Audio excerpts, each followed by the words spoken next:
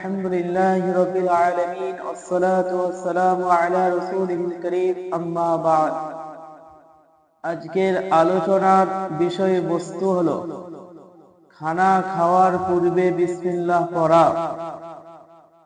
কেননা হাদিস পাকের মধ্যে পাওয়া যায় তিরমিজি শরীফের 1858 নম্বর হাদিস,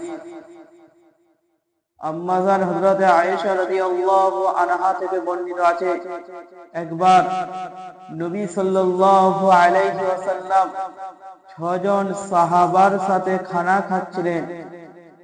এমন সময় এক ব্যক্তি এসে 2 লোকমায় সব খাবার খেয়ে শেষ করে ফেলল। তখন নবী সাল্লাল্লাহু আলাইহি ওয়াসাল্লাম বলেছিলেন, যদি সে বিসমিল্লাহ পরে খানা খেত তবে এই খানা আমাদের সবার জন্য যথেষ্ট হয়ে যেত।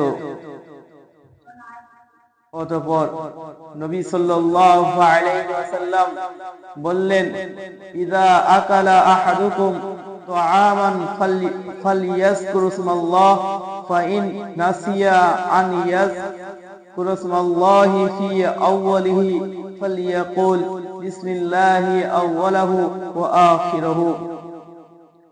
তোমাদের কেউ যখন খানা খাবে তখন বিসমিল্লাহ বলবে।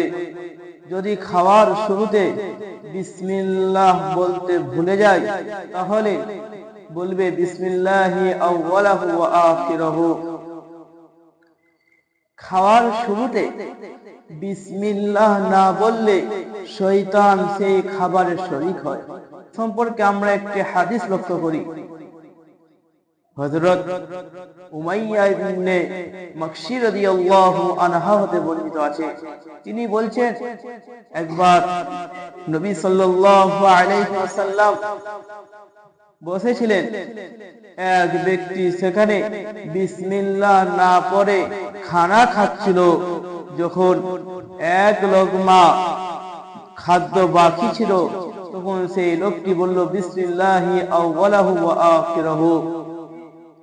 নবী সাল্লাল্লাহু আলাইহি ওয়াসাল্লাম তখন হেসে বললেন, শয়তান এর সাথে খানা খাচ্ছিল, আর যখন এ আল্লাহর নাম নিল তখন শয়তান বমি করে সব খাবার বার করে দিয়েছে।